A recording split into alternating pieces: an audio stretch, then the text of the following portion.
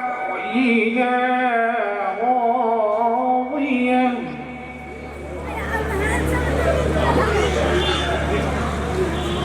في جنة عالية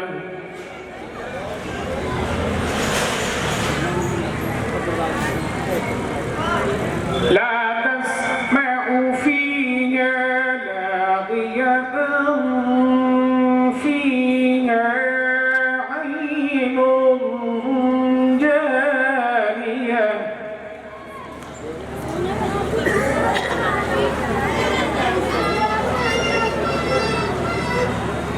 فيها سرر مرفوعة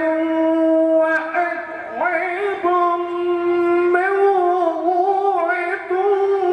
ونمارق مصفوفة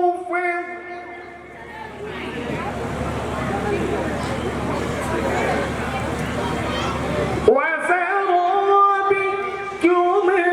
مبثوثة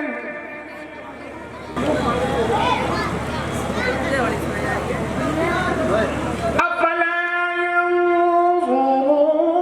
إلى الإبل كيف خلقت وإلى السماء كيف رفعت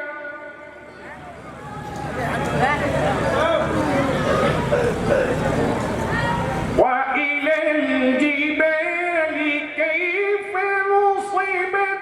وإلى الأرض كيف سطحت فذكر إنما أنت مذكر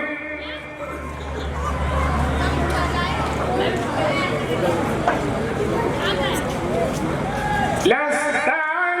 عليهم بمسيطر إلا من تولى وكفر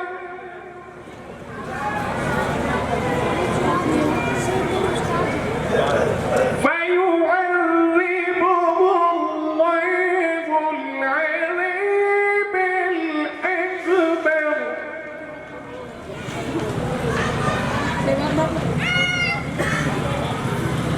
إن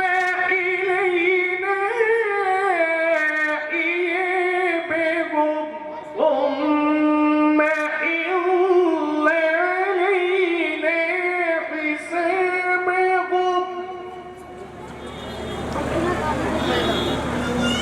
صدق الله العظيم